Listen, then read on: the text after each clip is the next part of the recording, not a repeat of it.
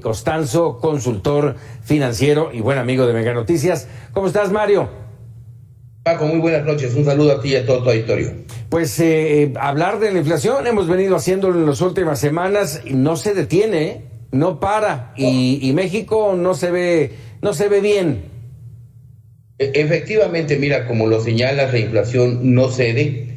Nada más darte dos datos muy importantes.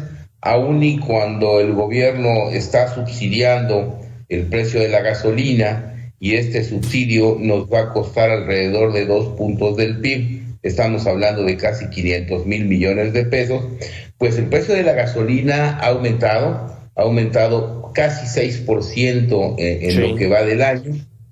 La canasta básica alimentaria, de acuerdo con el Coneval, se ha incrementado en 11% durante el último año, es decir, de mayo de 2021 a mayo de 2022. La propia canasta básica que definió este programa contra la inflación del gobierno ha registrado aumentos en estos 24 productos sumados. Este costo anda aproximadamente casi 1,000 pesos. Y el hecho es que, por ejemplo, una familia de 4 personas, de acuerdo con datos de Coneval, estaría requiriendo más o menos de 8,000 pesos mensuales para tener acceso a la canasta básica alimentaria. Y esto sigue. Ahora, ¿por qué continúa esta inflación aún y a pesar del incipiente programa que anunciara el gobierno hace poco más de un mes? Pues evidentemente el programa del gobierno ha sido mal enfocado.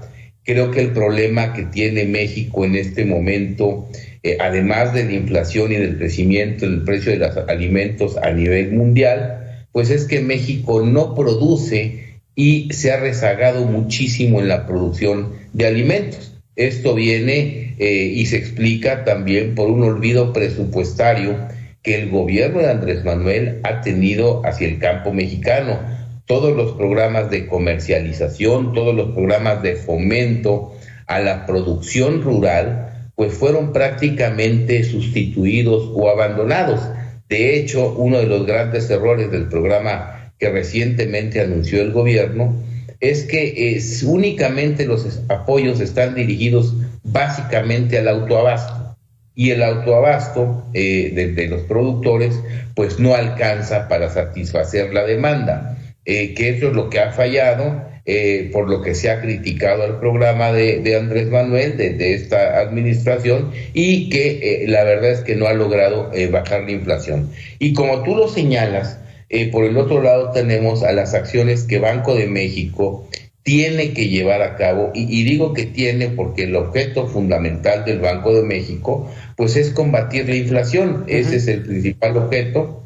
Por lo tanto, se espera que la tasa de interés, es decir, la tasa de interés vamos a verla como el precio del dinero, pues va a seguir aumentando con el objeto de que las personas reduzcan su demanda de dinero, su consumo. Ahora, ¿cuál es el problema en el caso particular de México? Sí. En el caso particular de México, esta inflación se está observando en el precio de los alimentos. Luego, entonces, va a haber un momento que, aunque se suba mucho la tasa de interés por parte de Banco de México, pues el efecto para reducir la inflación va a ser mínimo. ¿Por qué? Pues porque la gente no puede dejar de comer. La gente va a tener que seguir consumiendo alimentos. Muchas familias han modificado sus patrones de consumo. Es decir, están dejando de comer y están dejando de comer ciertos alimentos, los están sustituyendo por otros más baratos,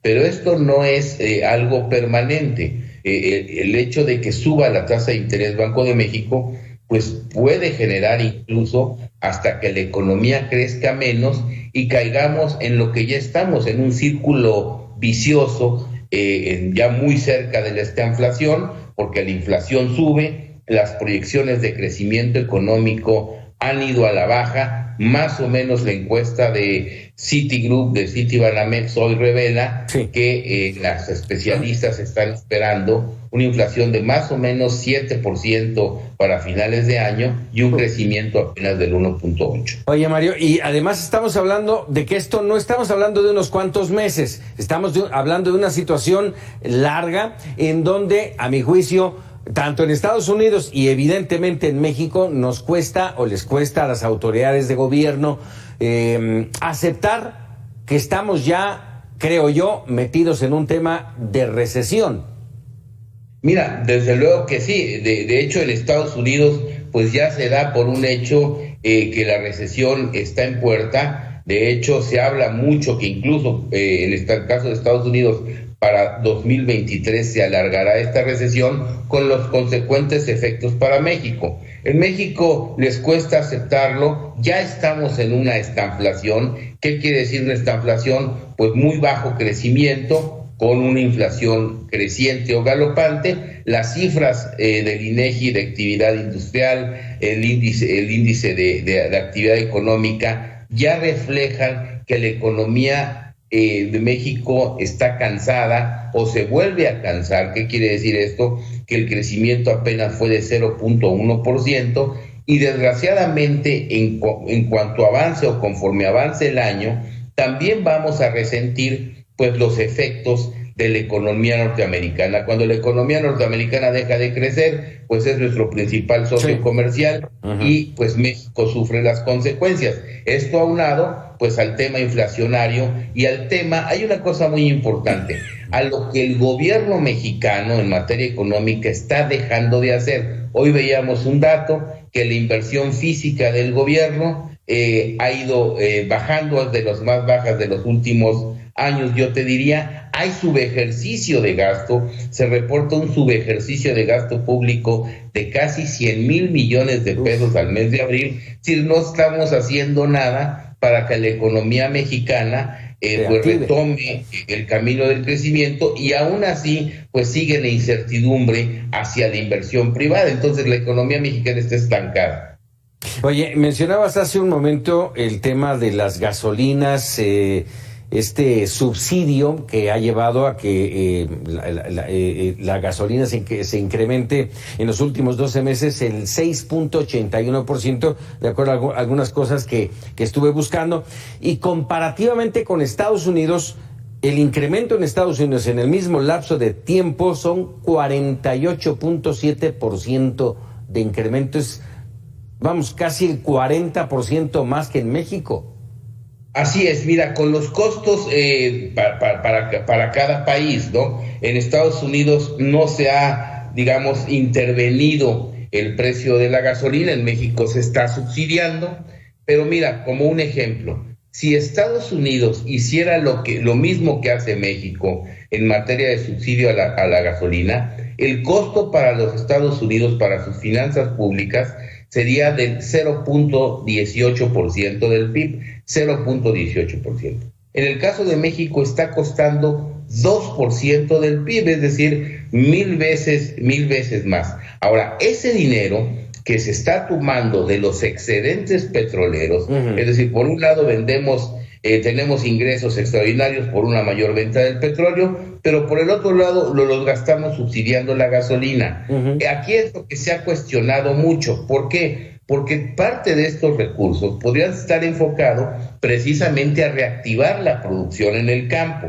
Estos recursos podrían utilizarse para apoyar a productores intermedios, precisamente para que hubiese más oferta de productos en el mercado y entonces los precios no se elevaran como se están elevando.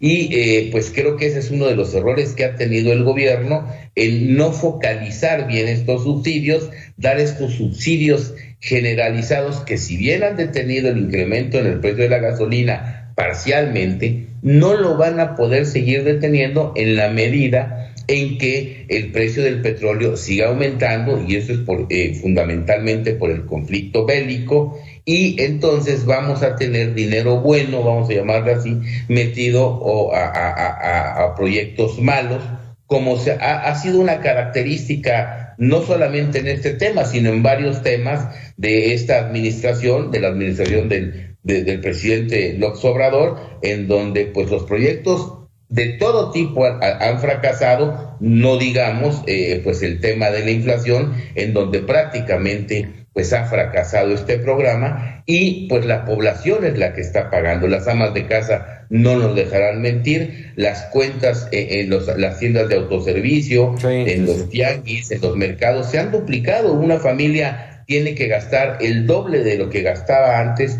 pues para prácticamente adquirir lo mismo. Mario de Costanzo, vienen tiempos y vivimos tiempos bastante difíciles, hay que ahorrar, pero también de alguna manera pues mover el motor económico de este país. Te agradezco mucho como siempre. Al contrario, Paco, muy buenas noches y un saludo a ti y a todo tu auditorio. Muchísimas gracias, Mario de Costanzo, consultor financiero.